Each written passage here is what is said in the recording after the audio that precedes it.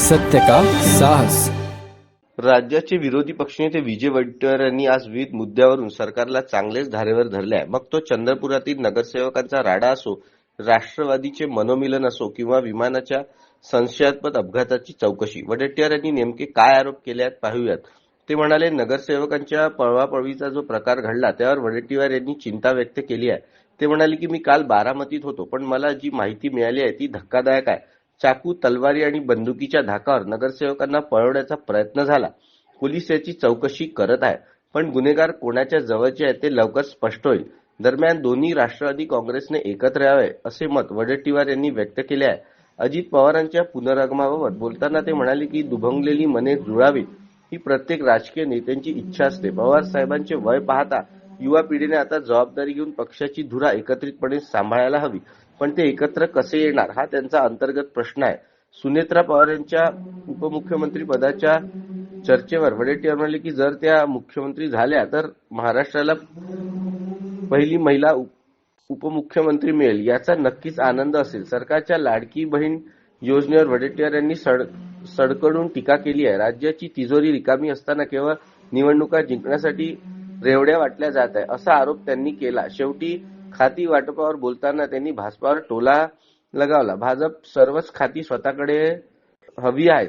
उद्या कदाचित शिंदे गट आणि राष्ट्रवादीला बिनखात्याचे मंत्री करतील अशी मिश्कील टिप्पणी त्यांनी केली। तसेच टीईटी परीक्षेच्या दिवशीच मतदान असल्याचे शिक्षकांची जी कुचंबणा होत आहे त्याविरोधात आम्ही शिक्षकांच्या पाठीशी ठाम उभे आहोत असंही त्यांनी स्पष्ट केले आहे। आणि मला थोडी माहिती मिळाली आहे, आता पोलीस काय ते सगळी चौकशी करत आहेत, त्यामुळे मला या संदर्भात फार काही कोणावर आरोप करायचे नाही। पण झालेली घटना, चाकू, तलवारी, बंदुका वगैरे घेऊन नगरसेवकांना अडवून पळवून न्यायचं काही असा प्रकार ते मला काही लोकांनी सांगितलं। त्याच्यामध्ये कोण आहे, काय आहे, हे सगळी चौकशी पोलीस करतील।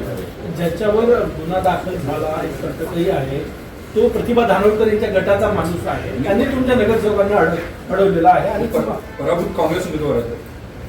नाही, असं मी नाव ऐकलं आहे, पराभूत काँग्रेस उमेदवार आहे त्यांच्या गटाचं वगैरे, पण आता ते वस्तुस्थिती मी काही घेतली नाही माहिती, आणि मला संपूर्ण माहिती घेतल्यावरच मी बोलू शकेल। मला या संदर्भात पूर्ण माहिती नाही आहे, कोण आहे, गुन्हेगार काय आहेत, कोणाच्या जवळचे आहेत, याबद्दल अद्याप पूर्णतः स्पष्टता नाही आहे। इतका का टोकाचा संघर्ष इथपर्यंत का पोहोचला? पुढे विषय भाऊ, काल अजितदादांच्या निधनानंतर आता दोन्ही राष्ट्रवादी एकत्रित येणार। टीईटी एक्झाम असेल, दुसरीकडे एक्झाम दिले नाही म्हणून शिक्षकांना कारवाई करता, आणि त्यामध्ये पुन्हा त्याच दिवशी तुम्ही निवडणुका घेता, हे दुपट्टी धोरण आहे, हे बदललं पाहिजे। 3000 मीटरपर्यंत विजिबिलिटी क्लिअर होती, दृश्यमान्यता क्लिअर होती। 3000 मीटर म्हणजे 3 किलोमीटर होते। 3 किलोमीटरपर्यंत जर पूर्णतः विजिबिलिटी क्लिअर होती तर त्याला ते अडचण आहे असं मला वाटत नाही, आणि त्यामुळं असं म्हणणं चुकीचं आहे। या संदर्भात नक्कीच उच्चस्तरीय चौकशी झाली पाहिजे। लोकांच्या मनामध्ये अनेक प्रकारचे प्रश्न आहेत। हे विमान अपघात आहे, घातपात आहे, या संदर्भात मध्ये तुम्ही जर सोशल मीडियावर जर पाहिलं तर 80-90% लोकांचं मत आहे की हा घातपात आहे, हा अपघात नाही। त्यामुळे सरकारने आपली बाजू स्वच्छ आहे हे सिद्ध करण्यासाठी या संदर्भातली संपूर्ण चौकशी झाली पाहिजे।